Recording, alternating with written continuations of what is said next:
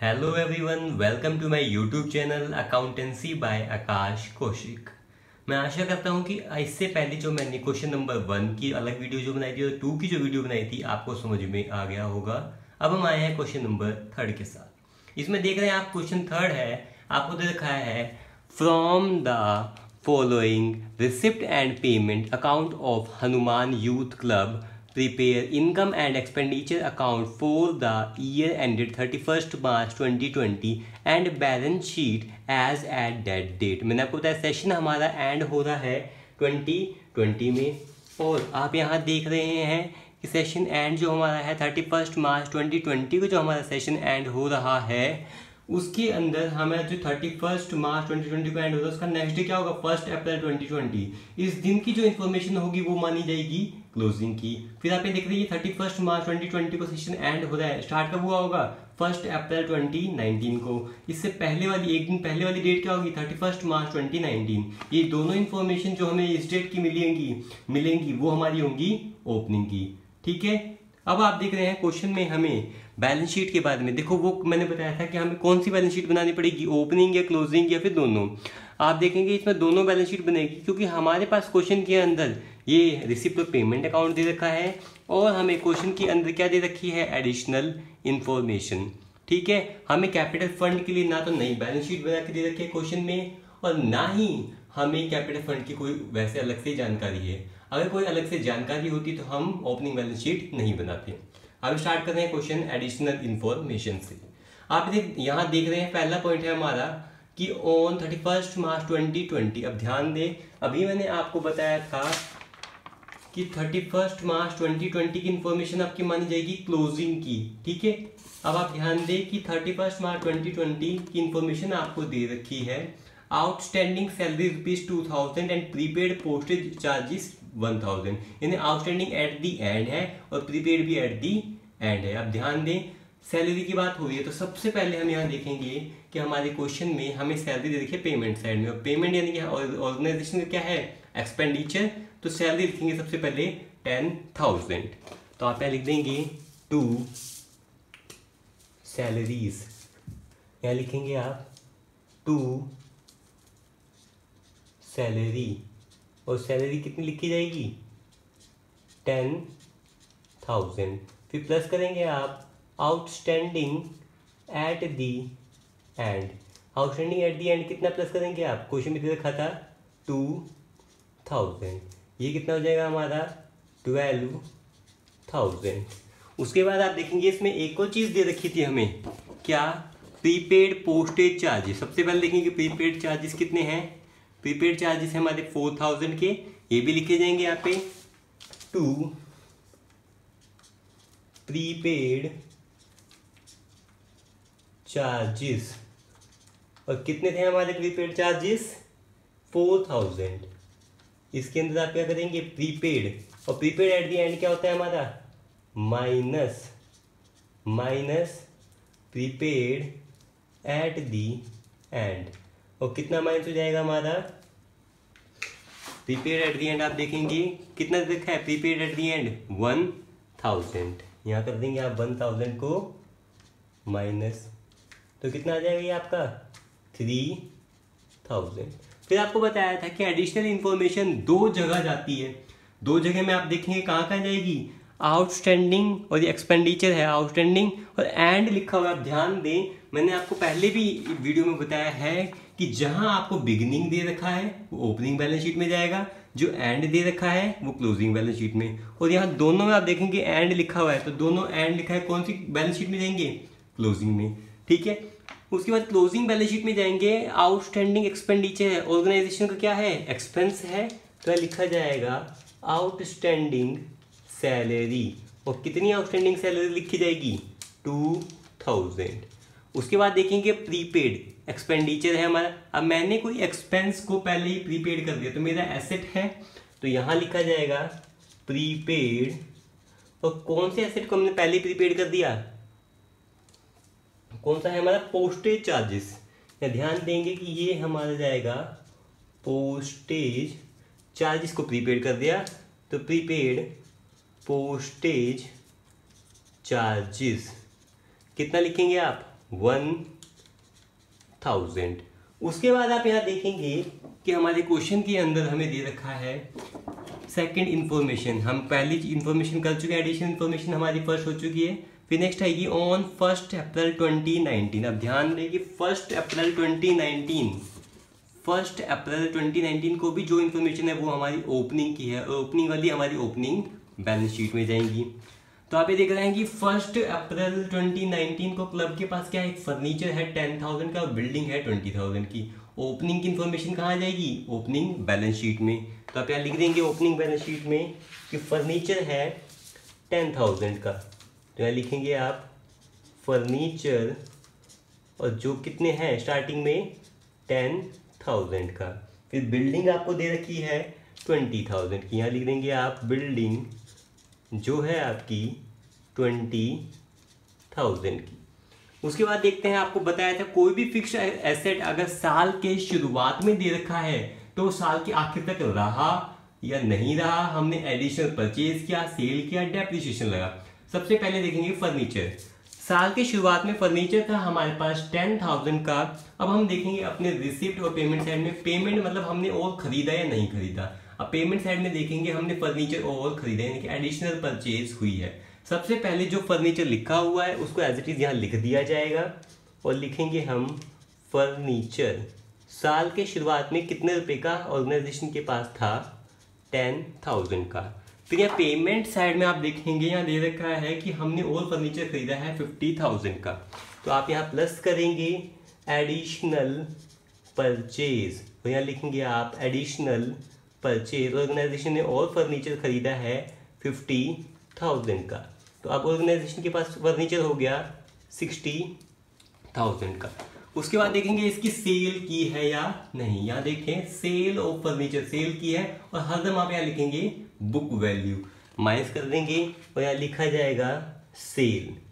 और आप यहाँ देखेंगे सेल कितनी की है हमने, सेल में बुक वैल्यू कितनी है 20,000, तो बुक वैल्यू आ जाएगी आपकी 20,000 की ऑर्गेनाइजेशन ने सेल की है, तो कितनी आ गई 40,000। ठीक है। उसके बाद देखेंगे कोई डेप्रिसिएशन लगा है या नहीं। क्वेश्चन में देखें क्या डेप्रिसिएशन है, अभी हम सेकंड पॉइंट पढ़ रहे थे। थर्ड पे देखें depreciate building furniture bye 20% on closing balance, जो क्लोजिंग बैलेंस हो। अब आप देखेंगे हम फर्नीचर का ही अटेम्प्ट कर रहे हैं, फर्नीचर का एडिशनल परचेज हो गई, सेल हो गई। अब हमारे पास जो वैल्यू बचे वो क्लोजिंग बैलेंस ही, उसका 20% आप निकाल देंगे डेप्रिसिएशन का। तो डेप्रिसिएशन सबसे पहले इनकम एक्सपेंडिचर में लिखेंगे आप, यहां लिखा जाएगा टू डेप्रिसिएशन अकाउंट। ठीक है। और डेप्रिसिएशन में आपको पता है दोनों के ऊपर डेप्रिसिएशन लगना है, किसके ऊपर, बिल्डिंग पे भी और फर्नीचर पे भी। पहले आप लिखेंगे फर्नीचर के ऊपर जो आप डेप्रिसिएशन लगाएंगे, उसके बाद आप लगाएंगे बिल्डिंग के ऊपर। और आप ध्यान दें फर्नीचर के ऊपर लगाना है जो भी लास्ट में क्लोजिंग वैल्यू 40,000, इसका 20%, इसका 20% आप देखेंगे तो कितना आ जाएगा हमारा 8,000। फिर उसके बाद आप ध्यान देंगे अब हमारी किसकी वैल्यू आ जाएगी, यहाँ पे माइनस कर दी जाएगी, इस डेप्रिसिएशन को माइनस कर देंगे आप डेप्रिसिएशन। और कितना डेप्रिसिएशन माइनस करेंगे आप 8,000 जो फर्नीचर पे लगाया 20%, तो ये कितना आ गया आपका 32,000। उसके बाद आप देखेंगे हमारे पास क्वेश्चन में क्या था, बिल्डिंग भी थी जो स्टार्टिंग में थी 20,000 की, तो वो लिखी जाएगी बिल्डिंग, बिल्डिंग लिखेंगे आप थी 20,000 की। अब ध्यान दें 20,000 की बिल्डिंग थी, क्या हमने इस साल इस बिल्डिंग को और खरीदा है, पेमेंट साइड में नहीं। क्या हमने बिल्डिंग बेची है, नहीं। क्या बिल्डिंग पे डेप्रिसिएशन लगा है, दे रखा है, और कितना है 20%। आप देखेंगे 20 का पहले तो डेप्रिसिएशन लगेंगे, 20,000 का 20% आएगा हमारा 4,000, तो ये हमारा आ गया 4,000।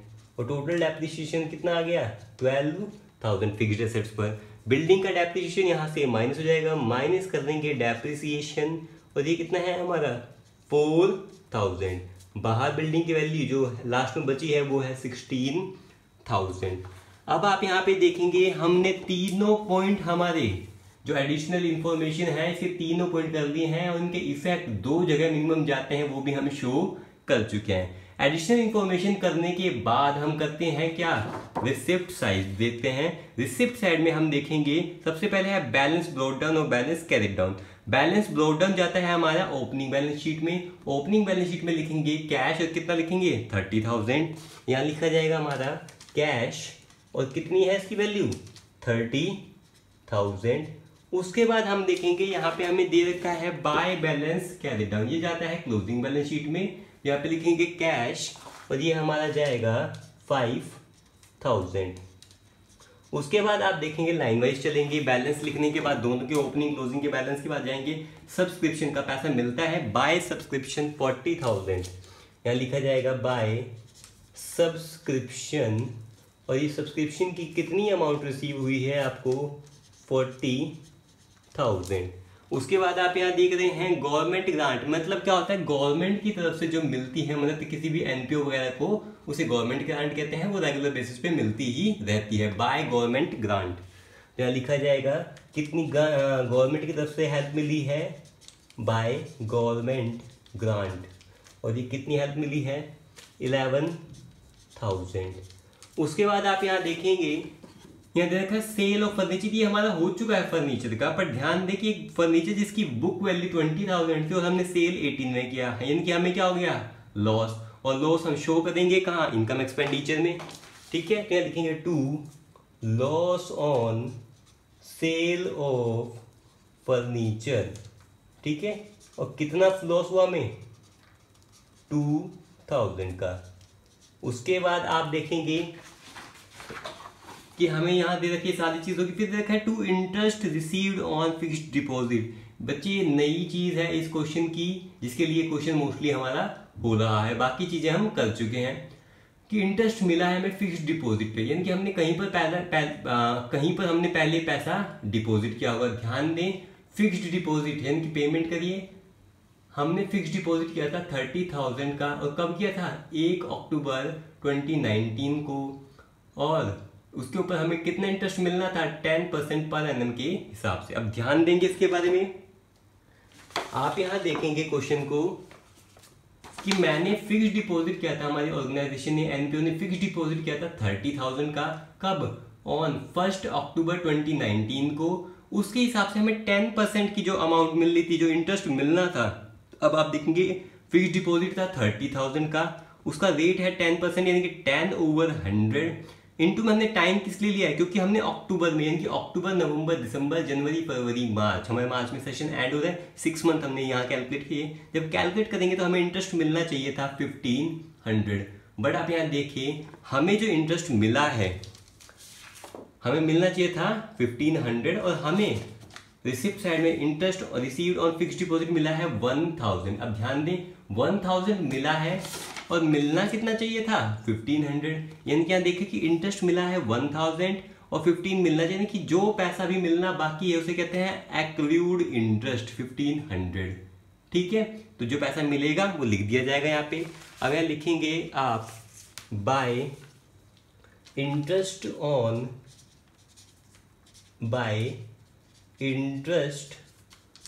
ऑन क्या था हमारा फिक्स्ड डिपॉजिट, यहाँ लिखा जाएगा फिक्स्ड डिपॉजिट के ऊपर जो इंटरेस्ट मिलना था, और कितना मिला है हमें 1,000 रिसीव हुआ है, प्लस में जो अभी और पैसा मिलना बाकी है उसे कहते हैं एक्रूड इंटरेस्ट।